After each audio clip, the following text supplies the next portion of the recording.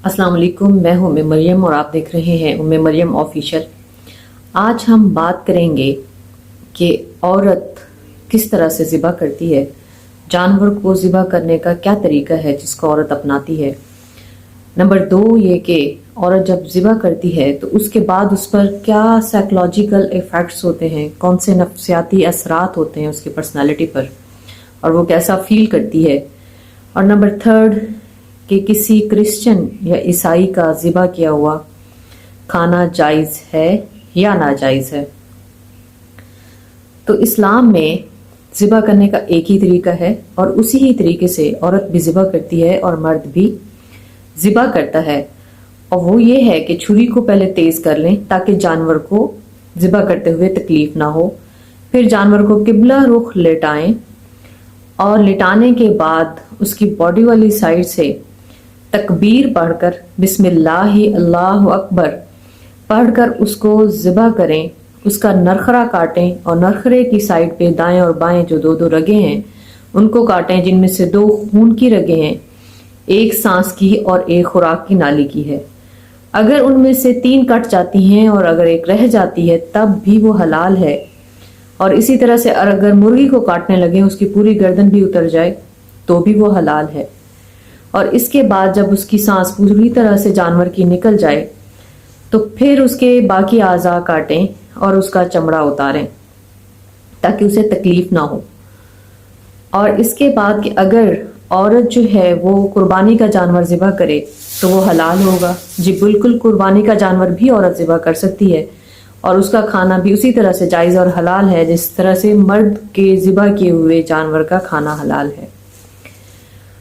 और औरत जब ज़िबा कर लेती है तो उसके बाद उस पर नफ्सियाती असरात क्या होते हैं, क्या वो पहले से स्ट्रॉन्ग फील करती है या नहीं। जब तक इंसान किसी प्रोसेस में से नहीं गुजरता तब तक उसे वो चीज़ बहुत तकलीफ देती है। उसके लिए वो थोड़ा सा डर उसको महसूस होता है। और क्योंकि औरत नफ्सियाती तौर पर मर्द से ज़्यादा रहम दिल होती है, ज़्यादा उसकी जो नफ्सियात है वो इस तरफ माइल नहीं होती कि वो किसी जानवर को ज़िबा करे। लेकिन अगर वो ज़िबा करना शुरू कर देती है, जब एक दफ़ा उस प्रोसेस में से गुजर जाती है तो उसके लिए भी वो कंडीशन वैसे ही नॉर्मल हो जाती है जैसे कि एक मर्द के लिए, और उसका दिल भी उतना ही मजबूत होता है जैसे कि एक मर्द का हो जाता है। और तीसरा सवाल ये था कि ईसाई का ज़िबा किया हुआ खाना जायज़ है या नहीं है।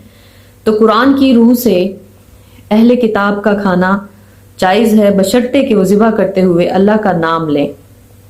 लेकिन चूंकि आजकल हालात बहुत मुख्तलिफ हैं और उलमा की राय ये है कि वो ईसाई या वो अहले किताब जिनमें यहूदी भी शामिल हैं, अगर वो अपने दीन को नहीं समझते, उस पर अमल नहीं करते और वो दहरिये हैं यानी कि वो किसी भी दीन पर अमल नहीं करते, जैसे कि आजकल के मॉडर्न ईसाई हैं जिनका या मॉडर्न यहूदी हैं जिनका दीन से कोई ताल्लुक नहीं है, और या उनको कोई तरीका ही नहीं आता और वो ज़िबा करते हुए अल्लाह का नाम नहीं लेते, तो उनका ज़िबा किया हुआ खाना बिल्कुल जायज़ नहीं है।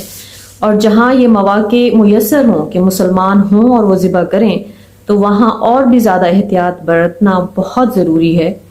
और बेहतर यही है कि मुसलमान का ज़िबा किया हुआ खाएं। हाँ, अगर मजबूरी हो, किसी ऐसे हालात में फंसे हुए हो और ईसाई ने ज़िबा किया हो या यहूदी ने ज़िबा किया हो तो उस ज़िबा पर अगर उसने अल्लाह का नाम लिया है तो फिर उसका खाना जायज़ है। इसके साथ ही मुझे दीजिए इजाज़त। अल्लाह हाफ़िज़।